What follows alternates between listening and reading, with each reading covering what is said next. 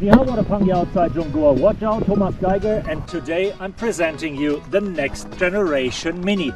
It's 18 months before the start of production, and we're here in Arjeplog above the Arctic Circle to join the engineers on their test drives with the vehicle.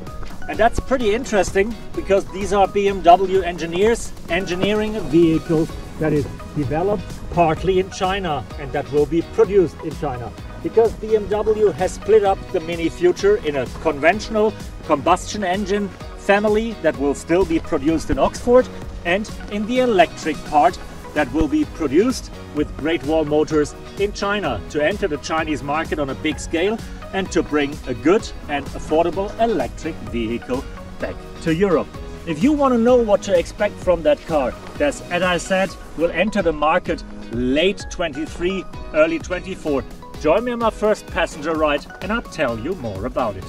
Since we're still 18 months ahead of production, I'm not allowed to drive the car by myself, and I have to be happy and satisfied that I'm even allowed to sit on the passenger seat. Dynamics engineer is driving me around on the ice track and trying to prove that also the electric Mini will offer and deliver the typical go-kart feeling. And as we go along here, it feels pretty good. I'm using the time to look around and to see what I can't see. Even if everything is camouflaged and hidden underneath these carpets, I can still imagine that there will be the big pancake for the central info display, most probably with some more fancy graphics. And I can already realize that the car feels bigger from the inside than the outgoing model.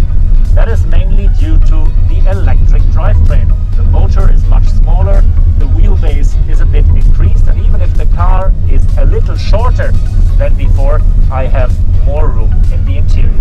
Definitely not a family cruiser, especially not as the three-door version that we're sitting in here.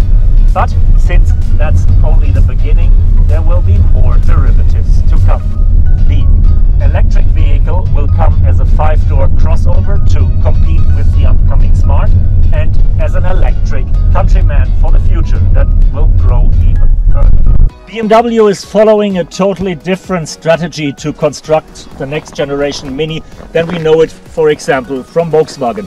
While Volkswagen Group is using one architecture and putting different heads above it, Mini is making it the other way around. We have two different platforms, one for the electric vehicles and one for the combustion engines that don't share any part, and we have the same hood above it. So no matter if you're looking at a petrol engine or an electric Mini, they will look the same. And as I can tell from the prototype right now, they will pretty much look like the outgoing model.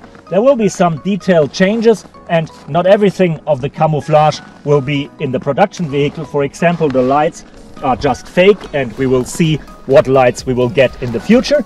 But overall, size and shape is Mini as we know it. If you look a little bit closer, you will realize the wheelbase grew, the overhangs got shorter, so the proportions are a bit more sexy. And the car is a little wider, what gives it more stance, either for looking and for driving. We also know a bit what is underneath that beautiful Mini skin: Chinese electric technology.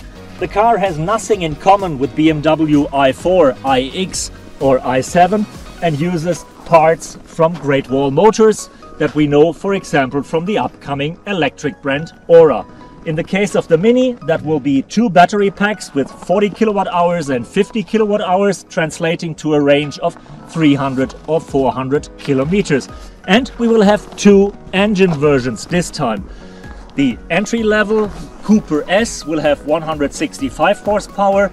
The more sporty version, Cooper SE, will have 225 horsepower.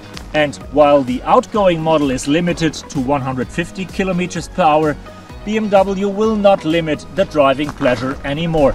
They're not sure which speed they will allow in the future, but it will be much more than the 150 we have right now. Thanks for joining me on that first passenger ride with the new Mini. An experience that made me extremely curious for the production vehicle, because even on the passenger seat, this car is cool looking and fun feeling, and I can't wait to drive it on my own. What a pity that I don't have a time machine, because 2 years is a pretty long time to wait.